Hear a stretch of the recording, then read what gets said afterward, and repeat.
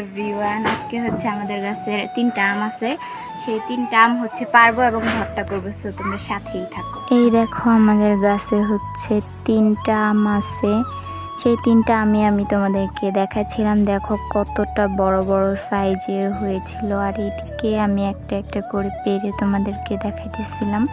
তারপরে এই দেখো 3টা আমের সাইজগুলো জাস্ট কতটা সুন্দর, দেখছো কতটা বড় বড়। তারপর আমি রুমে চলে এসে এগুলো সুন্দরভাবে হাত দিয়ে কেচলিয়ে সুন্দর করে ধুয়ে তারপরে হচ্ছে আমি কাটা শুরু করি।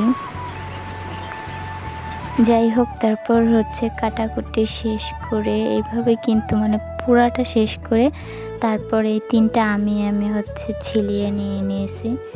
তারপরে দেখো এগুলো হচ্ছে আমগুলোকে আমি বটির সাহায্যে এরকম কুচি করে আলু ভাজি যেভাবে করে না, ওই রকম করে নিচ্ছিলাম। তারপরে এই বড়া 3টা রেখে দিচ্ছি, আর এই ভর্তার সাথে অ্যাড করব সরিষা তেল, তারপরে চাটনি আর হচ্ছে সেই তেঁতুলের আচার। যাই হোক, এদিকে আমি সব কিছু দিয়ে একটু একটু করে দিয়ে মিক্স করে নিচ্ছিলাম। তারপরে আমি হচ্ছে চাটনিটা দিয়ে দেই। গাইস, জানো না এত পরিমাণে মজা হয়েছিল এই চাটনিটা দেওয়ার। তারপরে এটা দিয়ে ভালোভাবে মিক্স করে তারপরে এখানে একটু পরিমাণে সরিষা তেল দিয়ে তারপর আবার মিক্স করি। আমার ভাস্তিদেরকে ডেকে এনে ওদের সবাইকে একটু একটু করে দেওয়ার আগে আমার আব্বুর জন্য রেখে দিচ্ছিলাম বাটিত করে।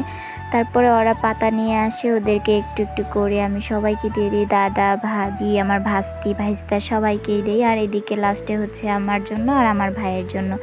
এদিকে আমারটা আমি খেয়ে নিচ্ছিলাম আর আমার ভাই এসে তার সব মিলিয়ে গাইস আমার হাতের এই ভর্তাটা অনেক বেশি মজা লাগতেছিল, অনেক অনেক অনেক বেশি মজা লাগছে। সো এভরিওয়ান, সবাই ভালো থাকো।